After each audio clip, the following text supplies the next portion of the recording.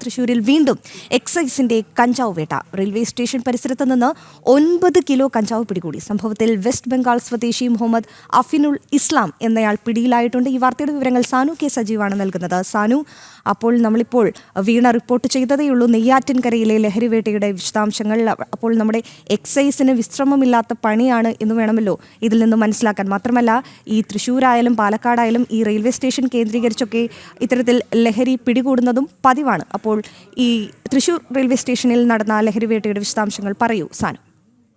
കഴിഞ്ഞ കുറച്ച് ദിവസങ്ങളായിട്ട് എക്സൈസിന്റെ വലിയ വേട്ടയാണ് തൃശ്ശൂരിൽ നടക്കുന്നത്, ലഹരി വേട്ടയാണ് നടക്കുന്നത്. എന്തായാലും ഇന്നലെ തൃശ്ശൂരിൽ നിന്ന് 12.5 ഗ്രാം കഞ്ചാവ് തിരുവഞ്ചിക്കുളത്ത് നിന്ന് എക്സൈസ് പിടികൂടിയിരുന്നു. എന്തായാലും അതിന്റെയൊക്കെ ഭാഗമായിട്ടാണ് ഇന്നും ഈ എക്സൈസ് വലിയ രീതിയിലുള്ള കഞ്ചാവ് വേട്ട നടത്തിയിട്ടുള്ളത്. റെയിൽവേ സ്റ്റേഷന്റെ പിൻഭാഗത്ത് നിന്ന് ഏകദേശം 9 കിലോ കഞ്ചാവാണ് പിടികൂടിയിട്ടുള്ളത്. ഈ സംഭവവുമായി ബന്ധപ്പെട്ടുകൊണ്ട് പശ്ചിമബംഗാൾ സ്വദേശി മുഹമ്മദ് അഫിനുൾ ഇസ്ലാമിനെ പിടിയിലായിട്ടുണ്ട്. എക്സൈസിന് സംശയം തോന്നിയതിനെ തുടർന്ന് ബാഗ് പരിശോധിച്ചപ്പോഴേക്കുമാണ് ഇത്തരത്തിൽ വലിയ രീതിയിലുള്ള കഞ്ചാവ് ശേഖരം തന്നെ കണ്ടെത്തുന്നത്. ഇന്നലെയും സമാന നിലയിൽ തന്നെയായിരുന്നു.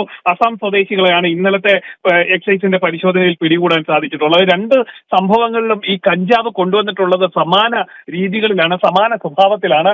ഇന്നലെയും ബോൾ രൂപത്തിൽ തന്നെയായിരുന്നു കഞ്ചാവെങ്കിൽ ഇന്നും അങ്ങനെ തന്നെയാണ് കഞ്ചാവ് കണ്ടെത്തിയിട്ടുള്ളത്. ഇന്ന് 9 കിലോയാണെങ്കിൽ ഇന്നലെ 12.5 കിലോയോളമാണ് എക്സൈസ് പിടികൂടിയിട്ടുള്ളത്. എന്തായാലും വലിയ രീതിയിൽ കഞ്ചാവ് കേരളത്തിലേക്ക് ഒഴുക്കുന്നുണ്ട്. ഇതിന് പിന്നിൽ ഇതര സംസ്ഥാന തൊഴിലാളികൾ അടക്കമുണ്ട് എന്നാണ് നമുക്ക് മനസ്സിലാക്കാൻ സാധിക്കുന്നത്. ഇതര സംസ്ഥാനങ്ങളിൽ നിന്ന് വരുന്ന ബസ്സുകൾ, അതേപോലെ തന്നെ ട്രെയിനുകളിൽ അടക്കം ഇത്തരത്തിൽ വലിയ രീതിയിൽ കഞ്ചാവ് കൊണ്ടുവരുന്ന പ്രത്യേക സംഘം തന്നെ, പ്രത്യേക പരിശീലനം കിട്ടിയ സംഘം തന്നെയാണ് ഇതിന് പിന്നിലുള്ളതെന്നാണ് എക്സൈസ് വ്യക്തമാക്കിയിട്ടുള്ളത്. ശരി സാനു, അങ്ങനെ കേരളത്തിലേക്ക് വൻതോതിൽ ലഹരി ഒഴുകുന്നു എന്നുള്ള സൂചന കൂടിയാണ് ഇത്തരത്തിൽ നിരന്തരമായി പിടികൂടുന്ന ലഹരിവേട്ടയുടെ വാർത്തകൾ സൂചിപ്പിക്കുന്നത്. എന്തായാലും തൃശ്ശൂരിലെ ലഹരിവേട്ടയുടെ വിശദാംശങ്ങൾ നൽകുകയായിരുന്നു സാനു കെ സജീവ്.